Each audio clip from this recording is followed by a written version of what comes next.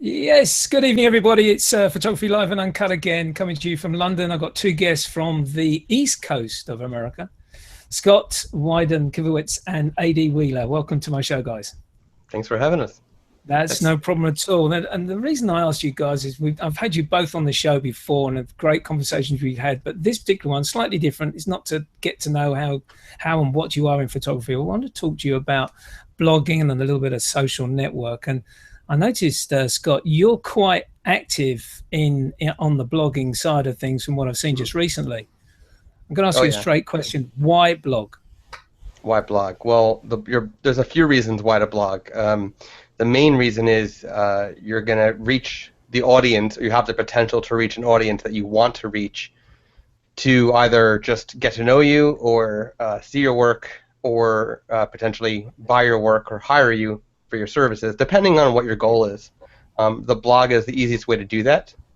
And aside from that, blogging is really what will get, if you have a website, a photography website, and you have a portfolio, you're not going to get traffic to your portfolio. You're going to get people coming to a blog or to any content that is moving, any content that's dynamic, anything that's changing on your site. And what changes all the time is a blog if you blog. If you don't, you've got a static website, and search engines will rank it, but it won't rank as well as it could if there was a blog in action, actually, like having content shared there. Okay, that's a good start, actually. AD, how about yourself? Do you blog? I do not, but I do, but I don't. So unlike Scott, I have many things right now that are pulling me in a bunch of different directions. So my blog is like completely being ignored, and it's a constant nag at me because I love to write and I love to take photos. And I have a backlog. I have a huge backlog right now of things waiting to be done. And for me, when you get into this, you really should learn about the analytics, learn about how to know what the numbers mean, and watch that, because it's interesting. I use it as a kind of a motivator for me. I'll watch those numbers and I'll see my bounce rate change or my audience start to dwindle, or something will change in there, and I can see when that starts to tip a little bit, and I know that this is my feed to the world. This is what people will stay following me as long as I provide content, and it's really good. You don't have to write when I first started. I wrote massive stories, like that would have 30, 40 photos in them, and I still have those on my blog. But now, when I teach people to blog and I teach people how to do this sort of thing. Blogging has become sort of a diluted thing, because the blog used to be something you'd have as a website, and you would create this blog, and every day you'd write a little bit, like a diary, right? It's sort of what it was. And you'd write a little bit, and people would kind of love the voyeur side of it and love the kind of connection that they get by watching, your life and what you do every day and that sort of thing, and your experiences with things. And this has kind of moved to social media, which I think is a mistake for a lot of people. Scott and I have talked about this before, and I totally agree with everything he just said, that the website should be your focal point. That should be your leap off point. You should not make Facebook your main place where you do everything. You shouldn't use these social, because they're volatile. They may go away. You never know. But your website is yours, and that's kind of your baby. So you should start there, focus there, and branch off from that. And go ahead, Scott. Yes, Scott. I was actually going to just say, actually just yesterday, a very well-known photographer had an article posted on Petapixel. People might have heard of him. His name's Danny Diamond. Oh, I can't even speak today. And Danny had a very big following on Instagram. Now imagine that Danny's put, and a lot of photographers do this. Danny does not, but imagine this, that if Danny put all of his effort into Instagram, posting daily, making that his website, his portfolio, Instagram out of nowhere just said, bye-bye. Your account's gone. That for no apparent reason. No reason. And now he has to campaign to get it back. Yeah. He didn't do anything. So Yeah. So the question I want to ask then, okay, so we've got a website, I've got a website. Do you post the blog from your website to go out to those different blogging sites like WordPress, Tumblr, and Medium, for argument's sake, in those in particular? I know there's Blogger as well. Do you post it from your website, or do you post into the sites, WordPress, blog, and those, to then bring the customer to your website? Which way do you work it? For me, it depends on the channel I'm sending to. So Okay. when it comes to ranking well for your content, there's something called canonical, and this is what tells search engines what the original content, where that sits.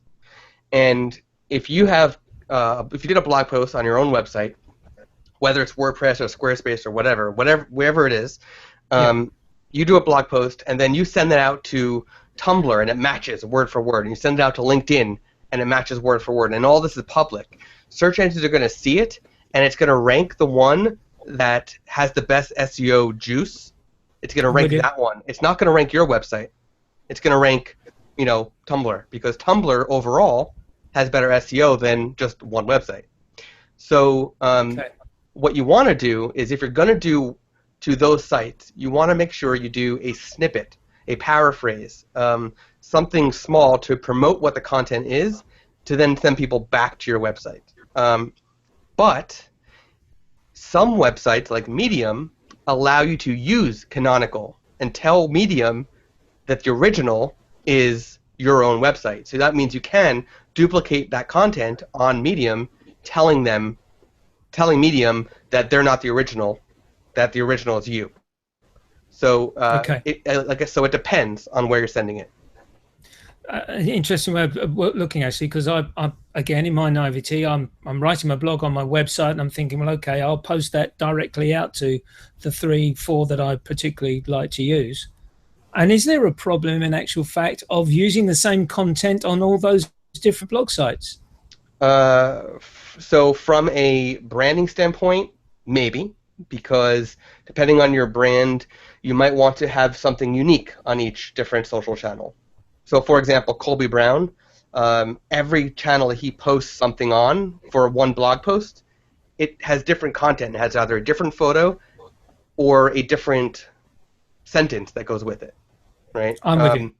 But for your brand, it may not. That may not be your style. You might be just, let's share it out. And it depends on your audience. Some audiences prefer unique everywhere. Some audiences don't care. So, but if you're posting to a site with full content, then it is going to be a problem for search engines with the duplicate content issue, where ranking will get tricky. Have you got anything to add on that at all? The experiences that you've had with regards to using different blog sites? Yeah, I blog one place, and that's my own site, again, because the duplicate content, it's too hard for me to keep track of, and double duplicate post other places. So I really have, I've got a weird setup where I use SmugMug.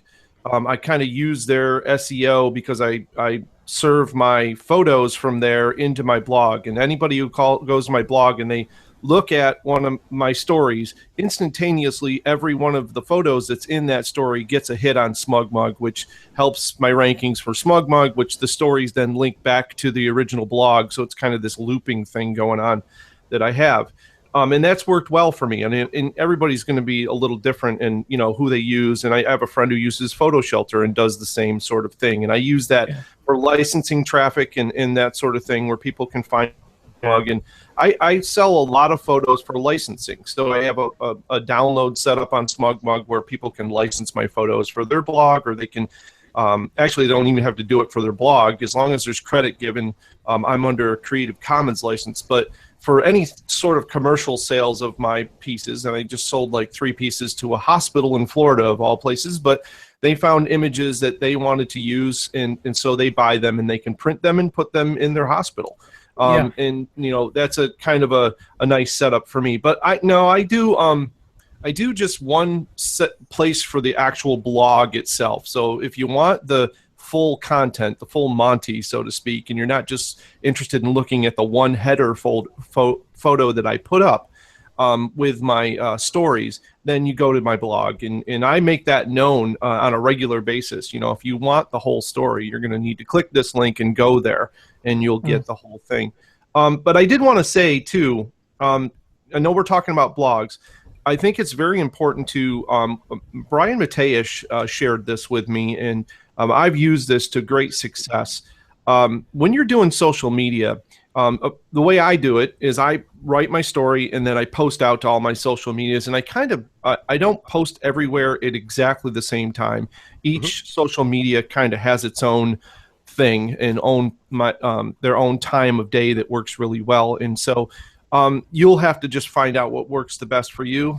If you go out and search on the internet, you're going to find a million different stories about the best time to post on social media networks. I think it's just keep track of it, find out what works for you, and you know, go that direction. But along with that, on social media, it is important to remember that if you want to see positive growth quickly, try this formula of the 75-25 formula, which is 75% shared content from other like sources and things that you like. So if you're into photography, you know, share your friend's photography that inspires you, share things, stories that you find intriguing 75% of the time, and 25% of the time share your own content.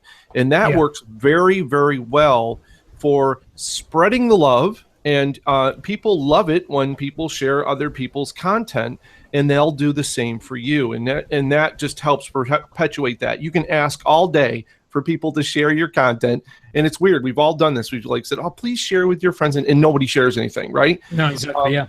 But if you start this 75-25 thing where I share your content, you'll reciprocate. And you know, when you see a story that inspires you. And I think that Brian shared that with me, and I've used it now for a couple of years, and my network on social media has grown, and I think it takes a little pressure off, too, of me having to have my own original content to share continuously.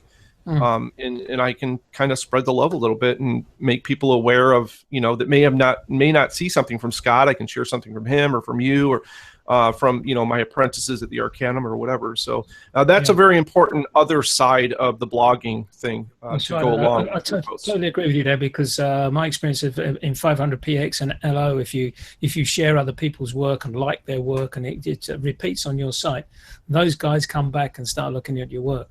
Now, the reason why I started and I made the approach to you guys to join me on the show was mainly because a few of my guys that I've been talking to over in the UK here said, well, I put my work out on Flickr and I put my work in 500px and LO, and I don't get any opportunities to do any work.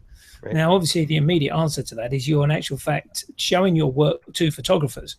So how can the use of the blog tied in with your photo sites, 500px, LO, and although LO allows you to do some text as well, almost like a blog, and Flickr, how can they tie your blog to aid someone hopefully picking up some commercial work? Go ahead and take this, Scott, if you want. I have some ideas on it, but go for it. Go for it. Oh, all right.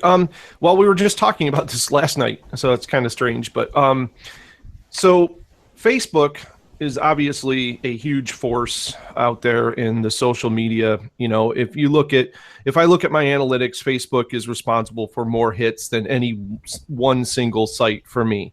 And then Google Plus comes in a close second. And now that I've built my Twitter network, that is starting to actually show. And YouTube is working quite well for me as well. What I've found is on, and I'll talk about Flickr too, Paul, because I know that was that's pretty big in the UK. For me, Facebook, what I do is if I take a photo from a particular place or with some certain people, tagging other people, getting out to a wider network. But what I do, like, for instance, I shot at this little place called the Sonnenberg Gardens here in New York. And I went up there and I did a big shoot. And I can post on my network and I can write a blog, and that's great. I'm going to get out to my network. I'm going to get out to my photographer friends and stuff. They might share, friends and family, blah, blah, blah.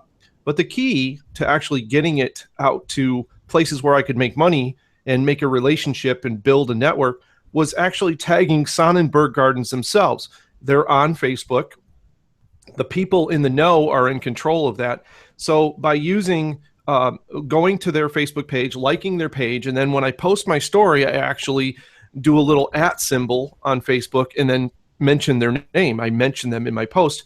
That posts directly to them. They get a notification that says, hey, somebody out there, has got a photo or a story or something, and then they start promoting it. So now your network is not just your friends and not just, fellow photographers. This is now getting out. And I've struck a relationship with them now, and I'm working with them about doing a full-fledged film there.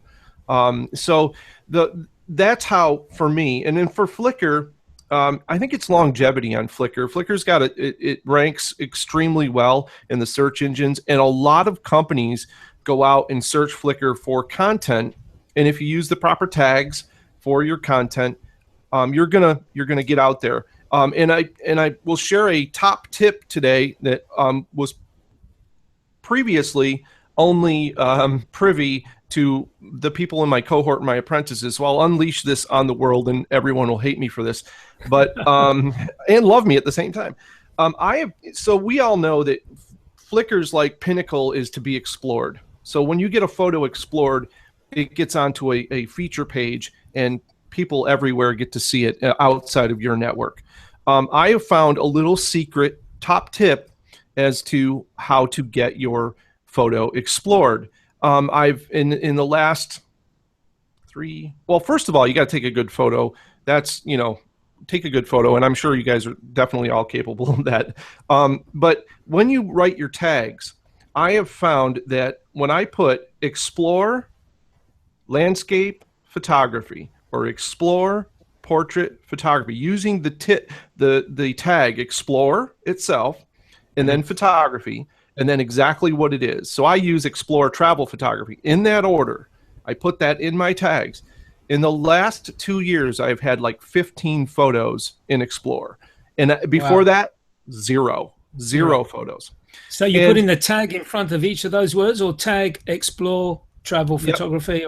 Or no, I'm doing tag explore, tag photo, tag travel, at least making sure those are in there. And I, of course, use other keywords like, if I'm shooting on a Sony camera, I'll put, Team Sony in there, which is, they do a lot of promoting. So, that's been a real thing, important thing of getting my work way out there to the Flickr audience. And that explore thing has been amazing. And it works. It's not every single photo, but I think, I've gone out there and you do the research and you hear people, well, don't put your photo in a lot of groups. Don't do this. Don't do that. Yeah.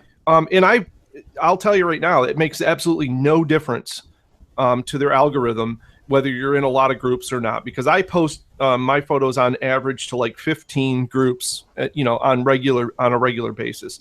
So any one of my photos that's been explored has been in many groups. So I don't really think, if you're going to go out there and do 30 or 40 groups, that's a little ridiculous, but you should be a little bit more focused. But those three keywords have worked extremely well for me. And I just think it's the people that are picking them, or whoever they're having look at the top photos or whatever, are looking at those certain keywords. So, of course, that'll change now if Yahoo sees this, right? No, I was just going to say, but just very quickly before I come to Scott on the same question, is can you in actual fact go back into your history of your photographs, pick out 5 or 6 and add hashtag explore in? You can. I don't think that they I don't think it's going to show up, because I think it does it in chronological order. So, I'm with you. Yeah. I mean, they might go back, but I doubt it. I think they take like the photos of the day with those tags, and then they do a quick search on that. And the end result there is, I just want to say that I get a lot of commercial inquiries from Flickr, people finding my stuff on Flickr. That's what I wanted to basically talk about. So the better your exposure over there, it's always been a real good staple for connecting with. It's been through its difficulties, I know, what with Yahoo going up and down and yo-yoing, but for want of description. But it's still the main stable. It's really the equivalent of Facebook against Google Plus, isn't it? Really, to be quite honest with you, Scott, what's your thoughts on this subject? So I put little to no effort in Flickr. I don't care about Flickr. I have it fully automated. I just don't even pay attention. I want people to come to my website, see my work there, license my work through there. And to do that, I say put all of your effort into your website. Blog the photos using appropriate optimization for search engines. The same thing what AD just talked about with on Facebook where you can tag people.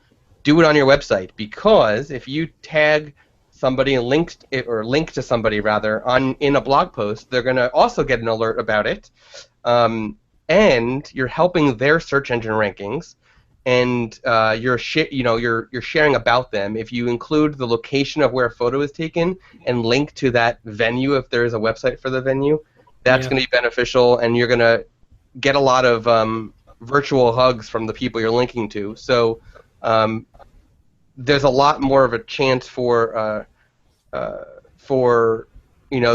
karma to come back in a very good way, and it does. So I would say yes, do it on Facebook, and because Facebook is obviously the most popular social media network, and so it's very beneficial. And you can also add location to a photo in Facebook, which is beneficial. But put most of your effort into your own website, because again, anything that you get through your website and any activity that happens on your website is going to help your entire website. So, it's so beneficial that way. It's interesting you say automate, because that's a lot of what my Flickr stuff is now automated straight from a 500px site using this and that. I don't know whether you know of that little program. That's exactly how I do it. That's the one you do it, me too. Then in actual fact, the same thing happens with the YouTube broadcasts. Again, they're basically automated through the if this then that to LinkedIn and to another one. I forget what it is now, but one of the blog sites. So you use these sharing opportunities which are offered to you by these other sites. Is there another one that you use, or are you if this then that fans? I use if this and that for a lot of things, but my main social automation tools are Buffer and CoSchedule. I'll quickly say what the two are. So Buffer is basically a giant social queue where you specify the dates, or the times rather, and what days you want your post to go out on the various social networks. And you basically fill the queue using a Chrome or Safari extension or whatever. They probably have a Microsoft Edge extension for all I know. I don't know. You just quickly add whatever content, whether it's your own content or curated content that you want to share from somebody else. And it just adds it in the queue in line on whatever the next day and time is that you specified.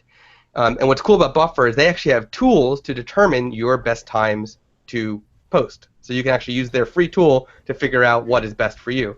Can I just come back on one thing there, Scott, very briefly? You said it puts it in the queue. Puts it in your queue, or the queue that the Buffer's created with all the other potential bloggers? No, your queue. Your queue, fine. Your queue. Thank you. Yep. Okay. And then CoSchedule, which actually connects with Buffer at the same time. CoSchedule is a WordPress plugin and software as a service, so it's actually a paid service, but you run it inside of your WordPress website. And it's basically an editorial calendar for your blog post content and your social media posts.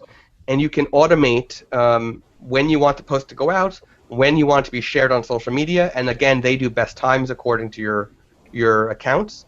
And they have a new feature in one of their levels called, I think it's just called automation, where you can actually say, I want this blog post shared over and over again at the best possible times at different speeds. So there's like less, normal, and more. So between if this and that, Buffer and CoSchedule, my social media is pretty much 100% automated, except for when I actually have conversations. So. AD, I know you said at the outset you're not a significant blogger at the moment, but how often would you blog on a normal scenario situation? How often in a week, say? Every day, once a day. Really? And like I said, that goes back to you don't need to write an epic story every day, but I think getting out there to writing once a day or every other day. But I think once a day, a daily blog post. Traditionally, back in the day, a daily blog was what it was. I mean, it wasn't one post. You make your synopsis for the day, and that's what you posted. I use a different plugin. I use a Snap plugin that goes in WordPress. I'm a WordPress guy as well.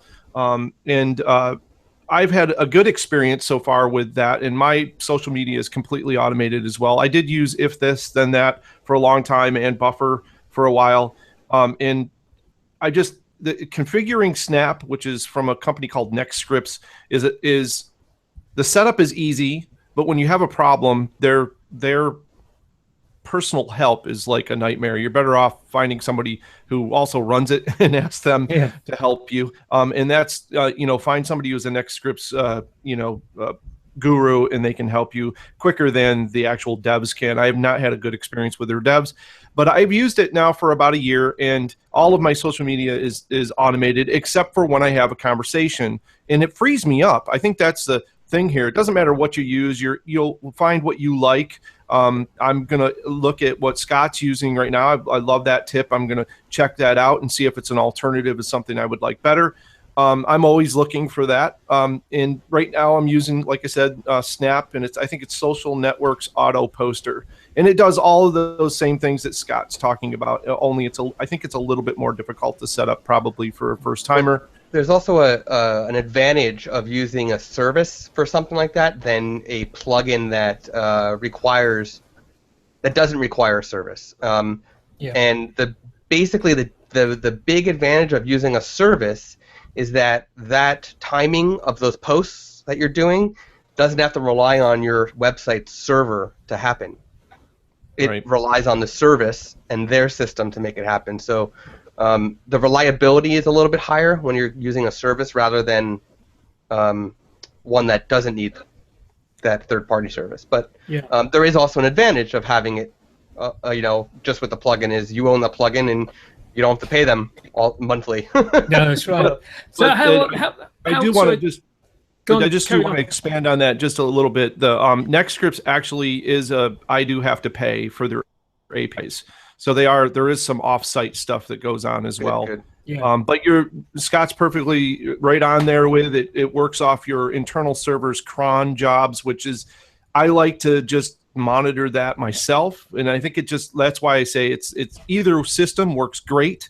And I think it just comes down to personal preference. So you should try whatever works for you. Yep. But I think the key thing here that we're both saying is get away from to do all these things yourself, having to post it. I mean, I go back a couple of years, and I think about how much time I would spend posting to the 20 or so networks that are out there going. And really, to be a force, you've really got to get on all of that stuff. You don't have to be on, multiple sites that do the same thing. But I think Scott will agree, you pretty much can find a fan base at all of these places.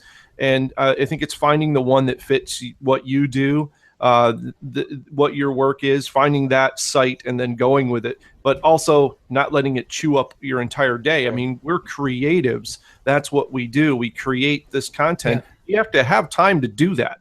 So yeah, that's very true. It's also where your clients are, or where the clients you want, where they are. Because if they're not on Google Plus, then why should you spend your time on Google Plus? Yeah, exactly. Like a lot of photographers, their biggest traffic is Pinterest. Like, yes. I don't want to spend my time on Pinterest, so I automate it. You automate it, exactly right. It's one of the things which I've been meaning to do myself, but I just get confused with there's so many different folders and groups that you've got to put it in. It just gets confounded. How often do you blog, Scott? So when I first started over 10 years ago, I was doing it daily. And I mean daily, like Monday through Sunday. Like a diary, basically. Yeah, and I did that for years. And over time, life got busy, and I started slowing down. I cut out the weekends. And then I would say about 3 years ago, maybe even 4 years ago, I cut it back to 2 days a week, Tuesdays and Thursdays. And right now, with how busy I am, I'm doing only Tuesdays, but every Tuesday. So would you say then that basically the way you started that off on the basis of doing it daily and for 7 days of the week, and basically set yourself, and then the interest was there, so they said, oh, I'm going to look for Scott's blog now. And so basically, as you've feathered it out to basically just one a week, well, so you've still got the attainment of an audience. I got my audience because I made it possible for people to give me their email addresses for me to send them new content. So again, I automate that. So when I have a new piece of content, it goes out to my email list. I did that from day one. Right. Okay. So again, that's another thing where social media is all right, but if you own the content and you have people's email addresses, that's what you want. Yep. That's the win. So so what you'll say there is basically once you've created the blog, it's automated to send an email out to the people that have subscribed to your blog, effectively. correct. Yeah? Yep. Yeah. Exactly. Yeah. So I do the same. So yeah. You do the same. Yeah. I will say that I still get inquiries. I'm not a full-time photographer. I have a full-time job in the photo industry, but I'm a freelance photographer. So I actually turn away a lot of jobs and refer many photographers in my area, and people love me for that because I'm sending them all this great. You jobs. get a bit of commission on the back of that. You should do. Yeah, you should. But I would say that when I was blogging daily, and even 5 days a week, I was getting inquiries multiple times a day. So there was enough content generating my site to rank well that I was coming up for everything I would wanted to come up for. So over the years, as I've slowed down, the inquiries have slowed down. So now I'm getting about 1 to 3 inquiries a week. That's still pretty good for not wanting to, not needing to take those jobs. But that just shows you put out a lot of content and a lot of quality content, you're going to get a lot of inquiries. Yeah. Versus less content that's still quality content but less content. And of course, this doesn't just apply to photography, does it? This applies across the board to every potential industry you're talking about. Yep.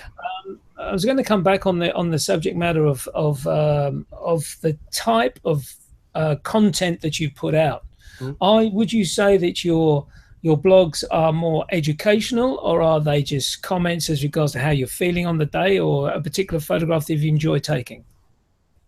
A mixture of both for me. I started out writing for myself, not for photographers, not for clients. I was doing it for myself. And as I was doing it, photographers became interested, so I started writing for photographers. And then over the years, I put out content here and there for clients. And this is not the case for every photographer. Most photographers, like wedding photographers, you don't want to write for other photographers. You want to write for, engaged couples. But it turned out that the people who were hiring me actually liked the fact that I was educating other photographers. They thought, for educating other photographers, you're good enough for me to hire you. So it worked in my favor. That accident, how I just fell into it, it worked in my favor. Yeah. But again, it won't work for every photographer. So no, exactly. You need to really define your goal. There's not a fixed rule, is there? How about yourself, AD? Is it educating the way that you found the better route for you with blogging? No, actually, for me, it started as just writing stories and remembering, kind of making like a photo novel of places that I had been. My beginnings were I was traveling to abandoned locations and writing about history of these places and that. And now I'm doing more just general travel photography. And I'm kind of like Scott. I think there are 2 important rules. First of all, make mistakes and learn from them. That's okay. It's acceptable. That is exactly how we do this, I think, is we do what we feel. We go with our gut. We try to learn as we go. That's the analytical part of it. So it's all that left brain, right brain stuff that I think that we all do as creatives. But I think that, it's okay to make mistakes. It's okay but it's only okay if you learn from them. So learn from those mistakes. And there are no shortcuts. I do want to make that perfectly clear. That's very true, yeah. All of this advice that we're giving you, apply it to what you are doing to move forward and inspect it, check it out, use what works for you. Scott and I have both been doing this for over 10 years, collectively, over 20 years between us. And we both have different routes, but they both work. And I think that's, when you asked us to be on the show, I think that was the whole idea of having 2 people today, was that we both have a slightly different route. Just for me, I keep my educational side of it a little bit separate. I do some educational stuff on YouTube, but I don't put that on my travel. My website is the Explorographer, so it's about exploring photography. So I do a few reviews here and there of equipment that I use personally.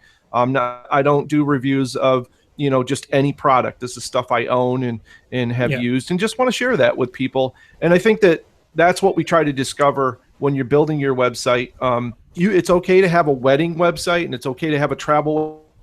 Put them together unless you're a travel wedding photographer. So keep that focus. It's okay to do two things if you think you can handle it. I found in my personal experience that I can't handle trying to be 5 people. I have to be me, and that's what I put into my current website, which is the Explorographer. Like I said, that is what I kind of is me. You get me there. So I'm kind of a little less defined, I think, than Scott has figured out, and I'm probably still figuring out a few things about that I want to do, but when you go there, you definitely just get me. So I think the one thing that's come across here from the way you guys are talking is it's not going to happen overnight. You've got to basically stick at it. And one thing that I noticed, I've drifted away from blogging as regular as I should have done, because I got into the role of blogging for this particular show, and as well as trying to do something else. And I think that's like you've just said there, AD. Probably the two don't really to match up really with what you're trying to achieve. Let me ask you guys, which is your preferred that you have found the preferred blogging site that works for you? 1, 2, 3, WordPress. Okay.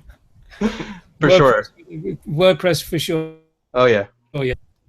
Scott, although I've seen you on Tumblr and Medium as well, these are just so automated Tumblr from Yeah, it's just automated, and it's not full posts. Right.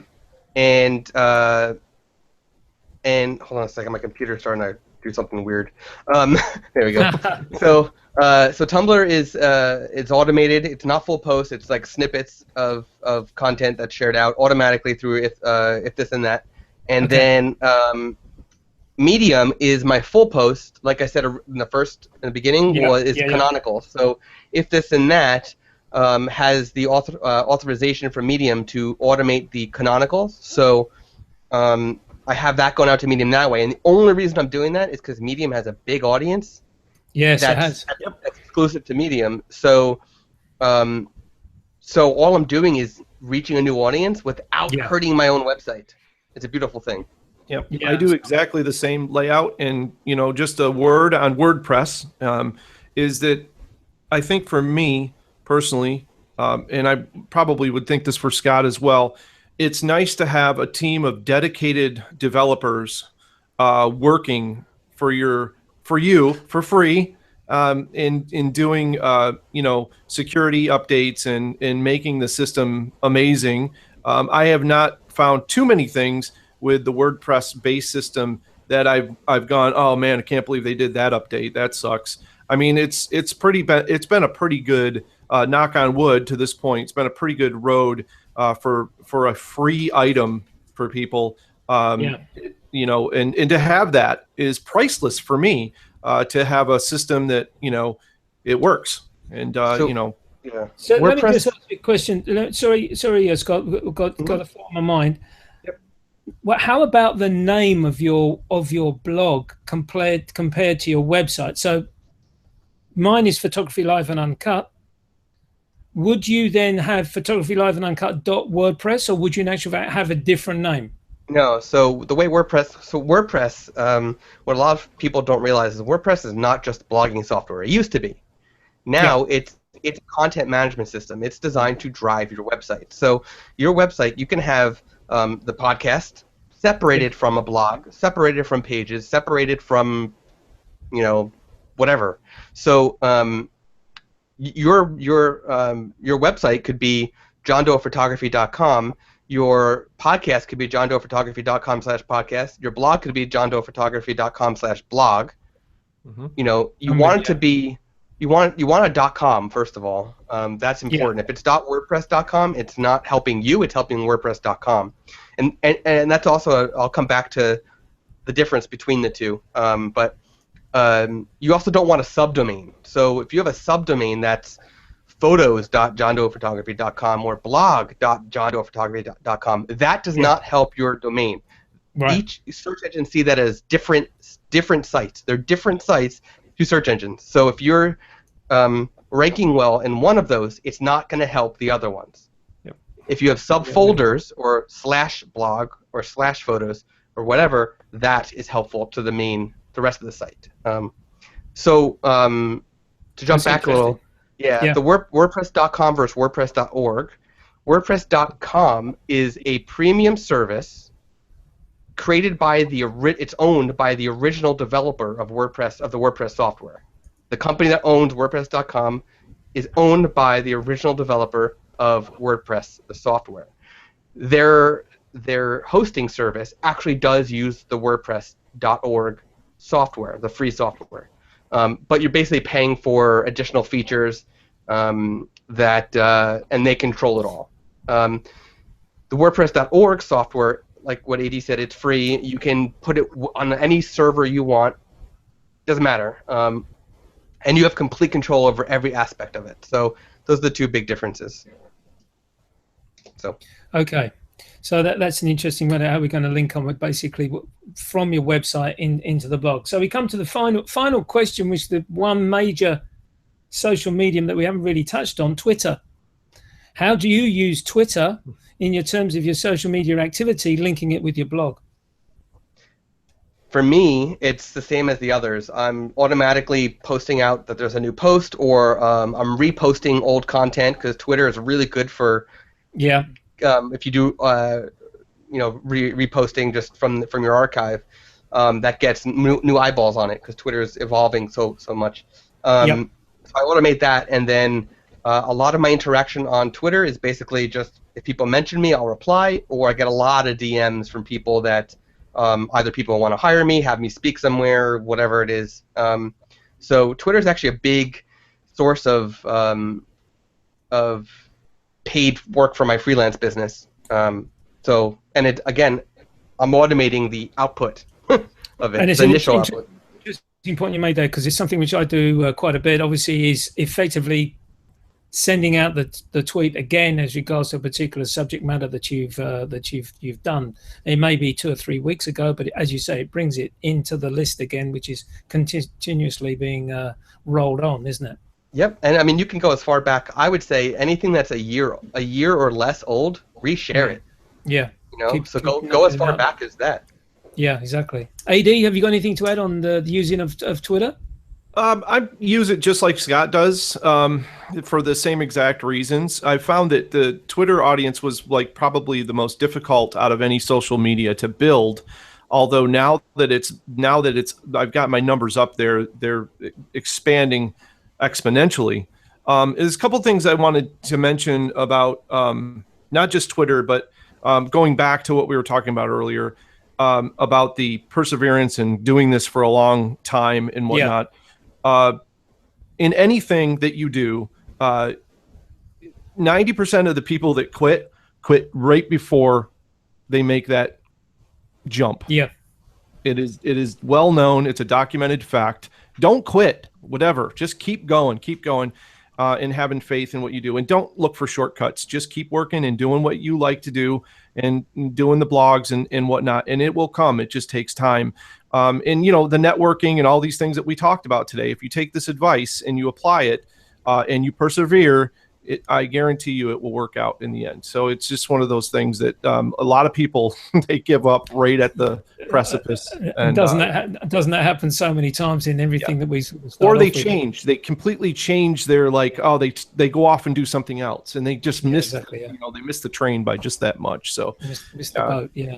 Yeah. Yep, for sure. That's a great note to finish on, AD. Thank you so much indeed. Thank you, Scott. Thank you, pleasure. AD, for joining me tonight, talking about social media activity, especially backed on with starting from the blog. It's something which I, in actual fact, have lapsed on a little bit, and I'm going to get straight back on there and start again, basically, by the sound of things.